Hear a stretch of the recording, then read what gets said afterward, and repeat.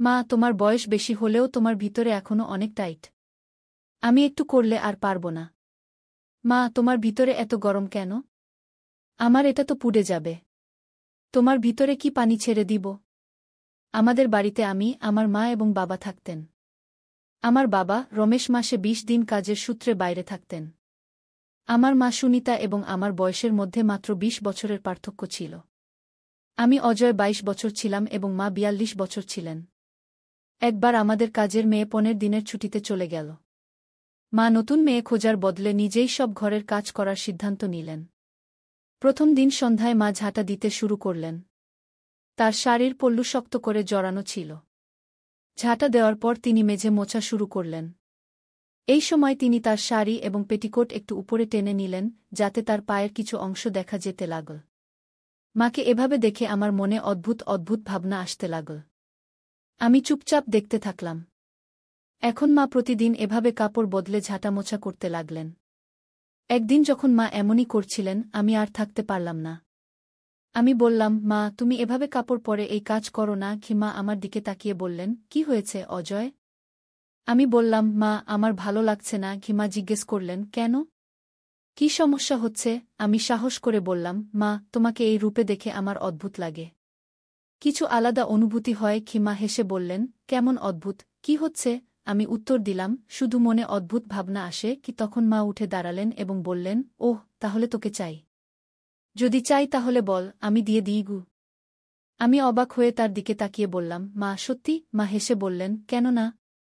যখন তুই ছোট ছিলি তখন তো আমি সবসময় এমন করতাম। তারপর মা আমার কাছে সোফায় বসলেন এবং বললেন, আয়, আমার কোলে মাথা রাখ। আমি তার কোলে মাথা রেখে শুয়ে পড়লাম। মা ধীরে ধীরে জিজ্ঞেস করলেন, ভালো লাগছে? আমি মাথা নেড়ে হ্যাঁ বললাম। মা স্নেহে বললেন, তুমি যতক্ষণ চাস থাক। আমিও ভালো লাগছে। কত বছর পর কেউ আমার এত কাছে এলো। তারপর মা পিঠ ঠেকালেন এবং চোখ বন্ধ করলেন। কিছুক্ষণ পর আমি জিজ্ঞেস করলাম, মা, তোমার ভালো লাগছে তো? মা আমার মাথা সোফার শার্টের দিকে রাখতে করতে বললেন, আর কত ভালো লাগছে। কিভাবে বলবো? স্কুলের কাজগুলোতে যদি শুধুমাত্র মন্তব্য করা হয় তবে আস্তে আস্তে বের হওয়ার দিনগুলি এসবে উপশম হবে। তারপর মা উঠলেন। আমার হাত ধরে বললেন, চল বিছানায় যাই। আমরা বিছানায় গেলাম। মা বিছানায় শুয়ে বললেন, আয়, আমার কাছে আয়। আমি তার কাছে গেলাম এবং বললাম, কিন্তু আমরা কখন এমন কথা বলতাম? মা আমাকে তার পাশে শোয়ার ইঙ্গিত করলেন। আমি তার পাশে শুয়ে পড়লাম। মা আমার দিকে ঘুরে শুয়ে আমাকে কাছে টেনে নিয়ে বললেন, অজ, এখন ভালো লাগছে তো? আমি তার দিকে তাকিয়ে বললাম, মা, তুমি কেন এমন জিজ্ঞেস করছ? এটি আমার জীবনের প্রথম অভিজ্ঞতা। আমার বিশ্বাসই হচ্ছে না যে এটি এত ভালো হতে পারে। মা আমার মুখে হাত বুলিয়ে বললেন, কত বছর পর আজ আমার ভালো লাগছে। তুমি আমাকে অনেক খুশি দিয়েছ, যেন কেউ আমাকে তাজা করে দিয়েছে। তুমি কি সবসময় আমার সাথে এমনই থাকবি? আমি বললাম, মা, তোমার খুশির জন্য আমি কিছুই করতে পারি। মা আমাকে অনেকবার জড়িয়ে ধরে বললেন, আমার অজয় কত ভালো। এখন আমরা সবসময় এমনই থাকব। আমি সাহস করে জিজ্ঞেস করলাম, মা, যদি তুমি রাগ না করো তাহলে একটা কথা জিজ্ঞেস করি। মা বললেন, রাগ কেন করব? জিজ্ঞেস কর, আমার রাজা। আমি বললাম, মা, বাবা কি তোমার সাথে থাকেন না? তোমাদের দুজনের কথা হয় না? মা গভীর শ্বাস নিয়ে বললেন, গত কয়েক বছর ধরে আমাদের খুব কম কথা হয়। ৩-৪ মাসে কখনো কখনো দেখা হয় এবং যখন দেখা হয় তিনি তাড়াতাড়ি ঘুমিয়ে পড়েন। আমি মায়ের কোলে মুখ লুকিয়ে চুপ হয়ে গেলাম। মা বললেন, তুমি কি শুধু এমনই বলছ? আমি বললাম, না। আমি জানতে চেয়েছিলাম যে তার কি ভালো লাগে। মা আমার সামনে এলেন এবং আমার গালে হালকা চাপড় মেরে বললেন, হ্যাঁ, কার ভালো লাগবে না? তুমি এখনই তো দেখেছ। তারপর মা বললেন, চল পরে আবার করব। এখন অনেক কাজ আছে। আমাকে খাবারও বানাতে হবে। এত বলার পর মা চুপ হয়ে গেলেন। আমি নিঃশব্দে তাকে দেখছিলাম। কিছুক্ষণ পর মা হাতের ইশারায় বললেন, এখন এসো আমার কাছে। আমি তার কাছে গেলাম। মা ড্রেসিং টেবিলের সামনে গিয়ে দাঁড়ালেন। আমি বললাম, মা, হাত পাশে রাখো। মা বললেন, কেন, কি সমস্যা? আমি অবাক হয়ে তাকিয়ে রইলাম। তারপর আমি মাকে আমার দিকে ঘুরালাম। মা আমার হাত ধরে বিছানার কাছে নিয়ে গেলেন। আমি বললাম, মা, এখন সোজা হয়ে দাঁড়াও আর আমার দিকে তাকাও। মা চোখ খুললেন।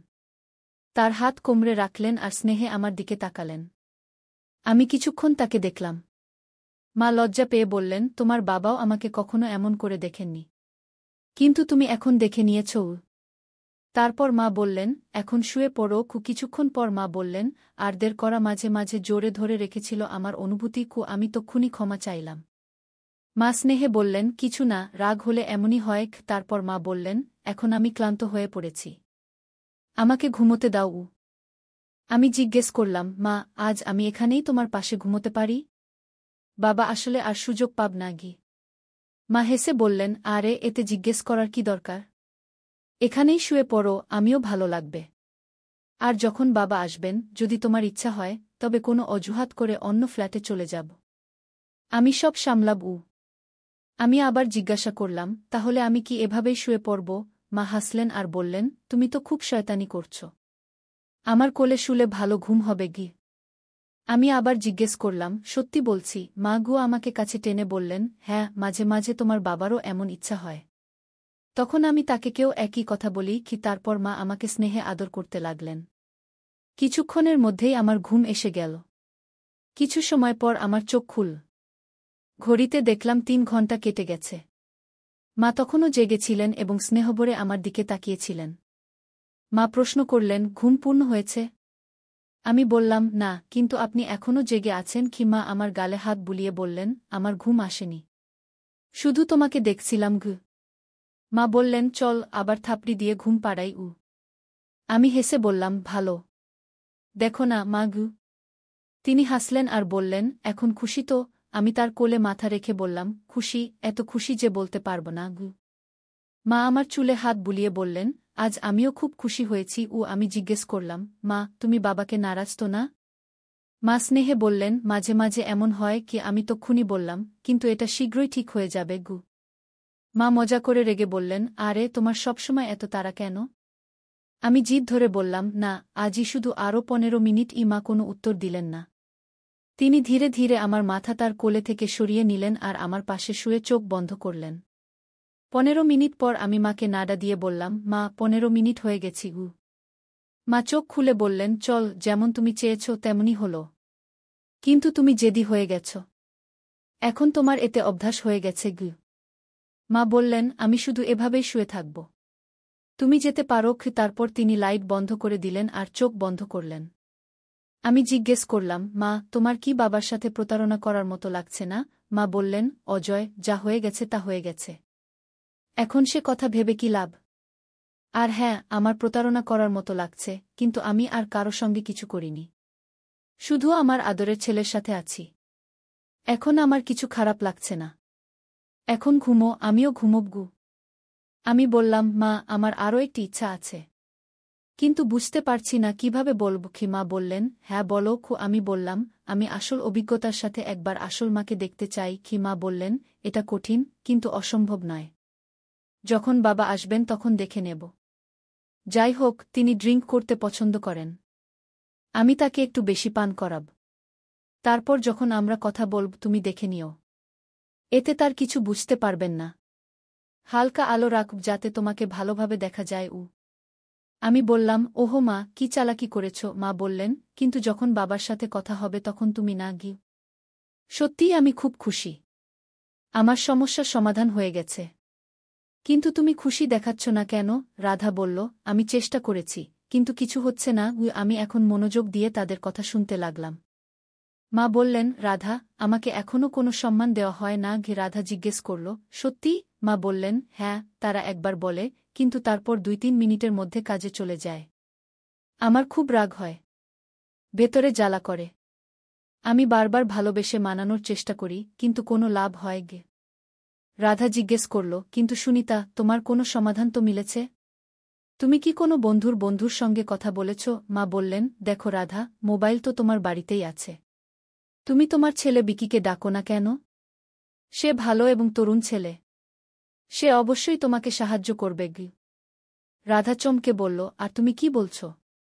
মনে হচ্ছে যেন তোমার নিজের কোনো অভিজ্ঞতা আছে। মা বললেন, আর সত্যিই আমি আমার অভিজ্ঞতা থেকে বলছি। আমার মনে আছে 90 দিন আগে আমি অজয়কে কিছু কাজ শিখিয়েছিলাম। সে প্রথমে একটু সংকোচ বোধ করছিল, কিন্তু পরে রাজি হয়ে গেল। শুরুতে আমারও অপরাধবোধ হয়েছিল, কিন্তু আমি ভেবেছিলাম নিজের পথ নিজেকেই তৈরি করতে হবে। এখন গত 10 দিন ধরে আমরা দিনে কমপক্ষে 3 বার দেখা করি গিয়ে। মা আরও বললেন, রাধা, তুমি বিকির সঙ্গে কথা বলো। পরের 10 থেকে 15 মিনিট ধরে মা অনেক মজার কথা বললেন। আমি ঘর থেকে বাইরে উকি দিতে লাগলাম। মা কথা বলছিলেন, কিন্তু রাধা অস্বস্তি বোধ করছিলেন। রাধা বলল, তুমি কি বলছ সুনিতা? আমার পক্ষে এসব সম্ভব নয়। বিকি তো খুব সাদাসিধে ছেলে। তারপর সে আস্তে বলল, কিন্তু সুনিতা, যদি আমি তোমাকে একটি অনুরোধ করি, তুমি কি মানবে? মা বললেন, হ্যাঁ বলো, কি করতে হবে? রাধা সংকোচে বলল, আমি কিভাবে বলবো? তুমি কি তোমার অজয়কে আমাকে দিতে পারো? শেষ পর্যন্ত সে তো আমার ছেলে নয়। আমাকে আমার সংকোচ ভাঙতে হবে না? মা চিন্তায় পড়ে গেলেন এবং বললেন, বিকির চিন্তা করো না। প্রথমে আমি অজয়কে জিজ্ঞেস করব। সে না বলবে না।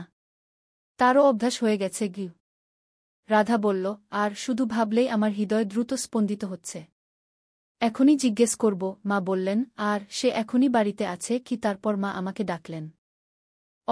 আমার জন্য একটি কাজ করবে? আমি তাড়াতাড়ি বাইরে চলে এলাম। আমার হাসি পেল। আমি বললাম, কি কথা মা? মা আমার পরিচয় করিয়ে দিলেন। এটা আমার সখী রাধা। সে তোমার মাসি হবে। তার একটি কাজ ছিল। তুমি কি আমার জন্য করবে? আমি হেসে বললাম, মা, আপনার কাজ হয়ে গেছে মনে করুন। আমি প্রস্তুত। আমি আপনার সব কথা শুনেছি। রাধা মাসি লজ্জা পেলেন। মা রাধাকে জিজ্ঞেস করলেন, এখন বলো কখন এবং কোথায়? রাধা আস্তে বলল, আজই চলবে। মা উত্তর দিলেন, এখন নয়। কথায় কথায় আমার ঘুম পাচ্ছে। কিন্তু আজ রাতেই পাঠিয়ে দেবগু। রাধা উদ্বেগ প্রকাশ করল, আজ বাড়িতে সবাই থাকবে। কাল সকালে পাঠিয়ে দাও। তখন তারা অফিসে থাকবে এবং বিকিও 3 দিনের ভ্রমণে চলে যাবে। মা সম্মতি দিলেন। রাধা মাসি যাওয়ার নামই নিচ্ছিলেন না। শেষ পর্যন্ত মা বললেন, রাধা এখন বেরো। কাল অজয় তোমার কাছে চলে আসবে। রাধা চলে গেলেন। তিনি যাওয়ার পর মা আমাকে নিয়ে মজা করলেন। অজয় রাধা মাসির সঙ্গে দেখা করার পর আমাকে ভুলে যাবে না তো? আমি মায়ের কাছে গিয়ে বললাম, তোমাকে ভুলে যাওয়া কিভাবে সম্ভব? তুমি আমার প্রথম পছন্দ। মা জিজ্ঞেস করলেন, চা খাবে? আমি হ্যাঁ বললাম। মা চা বানাতে চলে গেলেন। চা খাওয়ার সময় আমি জিজ্ঞেস করলাম, মা, রাধামাসি তোমার থেকে বড় না? তার চুল সাদা হয়ে যাচ্ছে। মা বললেন, বেশি নয়। মাত্র 2-3 বছর বড় হবে। আমি বললাম, কাল যখন তার সঙ্গে দেখা করব সে বৃদ্ধ দেখাবে। মা বললেন, বয়স বেশি হলে কি? সে তার স্বাস্থ্য ভালো রেখেছে। তুমি হ্যাঁ করে দিয়েছ। এখন দেখো, যদি পছন্দ না হয় তবে আবার যেও না। আমরা কথা বলছিলাম, এমন সময় মায়ের ফোন বেজে উঠল। রাধার ফোন ছিল। রাধা বললেন, এখনই আসবে কি অজয়? মা স্পিকারে হাত রেখে আমাকে জিজ্ঞেস করলেন। রাধা জিজ্ঞেস করছে, এখনই আসবে? আমরা তো এখনই কথা বললাম। আমি হেসে বললাম, আমার কোনো সমস্যা নেই। কিন্তু চাচা এবং বিকি? রাধা বললেন, চাচা হঠাৎ ভ্রমণে চলে গেছেন এবং বিকি তার বন্ধুর বাড়িতে রয়ে গেছে। আমি বললাম, ঠিক আছে মা, বলে দাও আমি 15 মিনিটে পৌঁছে যাচ্ছি। মা ফোনে বললেন, তার কোনো সমস্যা নেই। আমি তাকে এখনই পাঠাচ্ছি। সে 15 মিনিটে পৌঁছে যাবে। তুমি প্রস্তুত থাকো। আমি তাড়াতাড়ি চা শেষ করলাম। ফ্রেশ হলাম। কাপড় বদলালাম এবং বেরিয়ে পড়লাম। আমি রাধা মাসির বাড়িতে 12 মিনিটে পৌঁছে গেলাম। বাইক পার্ক করছিলাম, এমন সময় দেখলাম মাসি বারান্দায় দাঁড়িয়ে আছেন। আমি লিফটে করে উপরে গেলাম। মাসি আগে থেকেই দরজা খুলে রেখেছিলেন। তিনি হলের সোফায় বসেছিলেন। তিনি কটনের ঢিলা টি-শার্ট এবং পায়জামা পরেছিলেন। তিনি বিশেষ ভালো দেখাচ্ছিলেন না। আমি তার কাছে গেলাম। মাসি বললেন, আরও দরজা তো বন্ধ করো। আমি দরজা বন্ধ করে বললাম, বলো, প্রস্তুত তো? মাসি লজ্জিত হয়ে বললেন, তাই তো ডেকেছি। তিনি আমার হাত ধরে কাছে টেনে নিলেন। দৃষ্টি এড়িয়ে বললেন, তুমি আর সুনিতা সত্যি? আমি হেসে বললাম, আপনাদের সব বলার সময় মায়ের প্রয়োজন অনুভব হয়েছিল, তাই আমাকে ডেকেছে। মাসি বললেন, তাহলে এখন আমরা? আমি বললাম, আমি আপনার সব কথা শুনছিলাম। এখন বেশি দেরি করো না। আমাকেও আবার যেতে হবে। 45 মিনিট পরে রাধা মাসি বললেন, আজকের জন্য অনেক অনেক ধন্যবাদ অজয়। আবার আসবে তো? আমি বললাম, না এলে মনে রেখো আমি চলে আসব। আমি বললাম, মাসি, এখন আমাকে বেরোতে হবে। মা আমার জন্য অপেক্ষা করছেন। মাসি হেসে বললেন, ঠিক আছে, কিন্তু কাল অবশ্যই আসিস। না হলে তোর কথা মনে পড়বে। আমি প্রস্তুত হয়ে বাড়ি থেকে বেরিয়ে পড়লাম। মা দরজা খুলেই জিজ্ঞেস করলেন, অজয় কি হয়েছে? তার কাজ হয়ে গেছে আমি হেসে বললাম, হ্যাঁ মা গু। মা চোখ বড় করে বললেন, ওরে এ কোন শব্দ ব্যবহার করছিস? আমি হেসে বললাম, মাসি শিখিয়েছেন, আমার ভালো লেগেছে। মা বললেন, ধন্য হোক তুই, কিন্তু একটা কথা শুনে রাখ, আমার কথা মানতেই হবে। কি তো বন্ধুরা, এটা ছিল আমাদের আজকের ছোট্ট গল্প। আপনাদের গল্পটা কেমন লাগলো কমেন্ট করে অবশ্যই জানাবেন। যদি গল্পটা পছন্দ হয়ে থাকে তাহলে লাইক করুন এবং আপনার বন্ধুদের সাথে শেয়ার করুন। হেডলাইন এরকম আরও রোমাঞ্চকর গল্পের জন্য আমাদের চ্যানেল সাবস্ক্রাইব করুন এবং বেল আইকন টিপতে ভুলবেন না, যাতে আপনি আমাদের কোনো গল্প মিস না করেন। ধন্যবাদ।